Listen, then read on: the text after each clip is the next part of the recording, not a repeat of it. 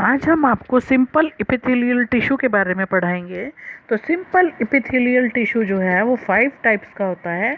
Number 1 squamous, number 2 cuboidal, number 3 columnar, number 4 ciliated and number 5 glandular. तो अब हम एक एक करके इनके बारे में पढ़ेंगे। सबसे पहले देखते हैं स्क्वैमस एपिथेलियम। इसका किस तरह का स्ट्रक्चर होता है, इसकी लोकेशन क्या है, इसका फंक्शन क्या है। तो सबसे पहले स्क्वैमस एपिथेलियम। अगर हम स्क्वैमस एपिथेलियम के सेल्स को देखते हैं तो ये सेल्स हमें लेंथ में ज़्यादा दिखाई देती हैं और हाइट इनकी कम होती है, और ये बिल्कुल थिन और फ्लैट सेल्स होती हैं।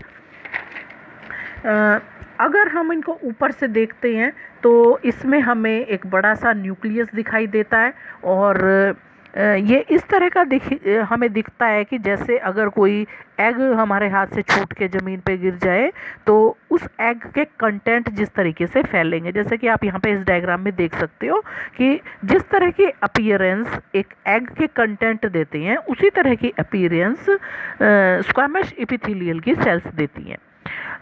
इनकी लोकेशन कहाँ पर होती है? ये चीक्स के इनर साइड में पाई जाती हैं, ब्लड वेसल्स में, लंग की एल्वियोलाई में, तो इस जगह पर ये पाई जाती है।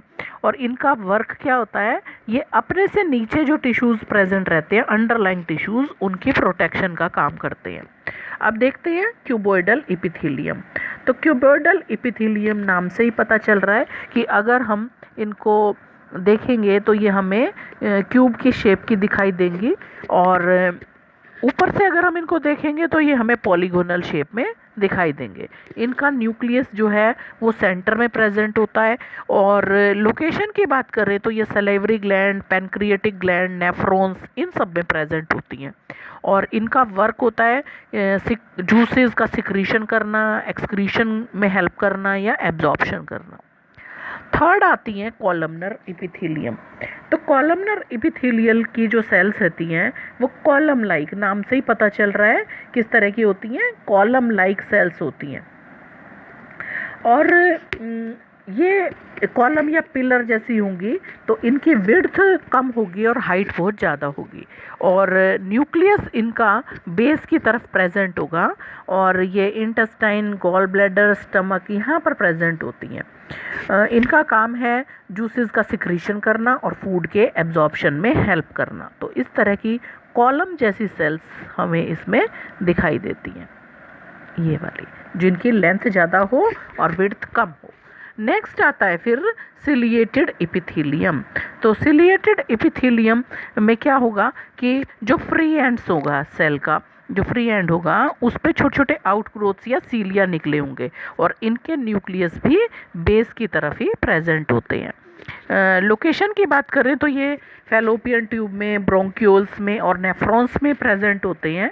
और ये इनका फंक्शन क्या है? ये किसी भी सेल, जब इनके सीलिया मूव करते हैं तो ये सेल सरफेस को क्लीन करने का काम करते हैं, क्योंकि इनके जो सीलिया हैं वो रिदमिक मूवमेंट करते हैं, वेव लाइक मोशन करते हैं। अच्छा, नेक्स्ट आता है फिर ग्लैंडुलर एपिथेलियम। ग्लैंडुलर एपिथेलियम कहाँ पर पाई जाती हैं? हमारी बॉडी की जो ग्लैंड्स हैं उसमें पाई जाएगी, और ये इनका स्पेशल स्ट्रक्चर होता है। ये जूसेस सिक्रीट करने का काम करती हैं। जैसे कुछ ग्लैंड्स ह्यूमन बॉडी में होती हैं, सलाइवरी ग्लैंड जैसे माउथ में है, डाइजेस्टिव ग्लैंड्स होती हैं स्टमक में, लीवर में, या स्वेट ग्लैंड स्किन में प्रेजेंट होती हैं। अब ये जो ग्लैंडुलर सेल्स होती हैं उनको हम उनके नेचर के अकॉर्डिंग हम उनको 2 टाइप्स में डिवाइड करते हैं। ठीक है, कि वो डक्ट के थ्रू अपना सिक्रीशन छोड़ रही हैं या विदाउट डक्ट छोड़ रही हैं, तो इसके अकॉर्डिंग उनका डिवीज़न हो जाता है। तो ये थे सिंपल एपिथेलियम की टाइप। कल के टॉपिक में हम आपको कंपाउंड एपिथेलियम के बारे में बताएंगे।